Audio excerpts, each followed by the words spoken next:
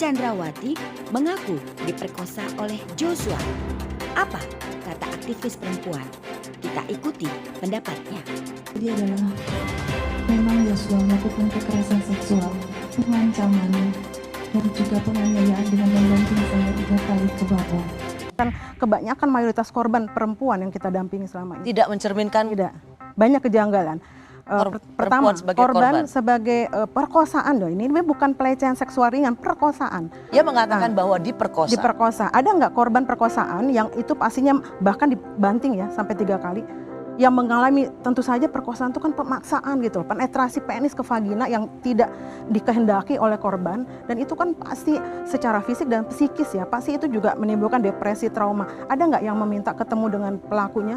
Kan kita tuh menolak untuk penyidik mengkonfrontasi korban sama pelaku ya. Kan selalu seperti itu, gelar perkara, datangkan korban, dikonfrontir seperti itu selalu kita tolak. Kenapa?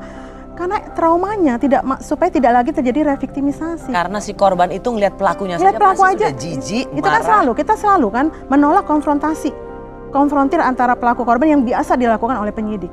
Nah, ini inisiatif korbannya sendiri untuk ketemu. Untuk apa? Gitu ya. Dan itu artinya nggak lazim ya. Dari pengalaman selama ini ya, pendamping korban kekerasan seksual, khususnya perkosaan. Nah, yang kedua juga tadi ya, pilihan kenapa si Joshua melakukan itu di rumah majikannya ya, dan dia hanya siapa sih gitu ya, banyak sekuat ya ajudan di sana, dan juga pasti ada CCTV gitu ya.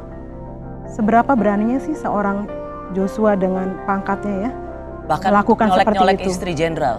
Sikap dan pandangan yang dibangun masih cenderung menoleransi pelaku ketimbang korban perkosaan.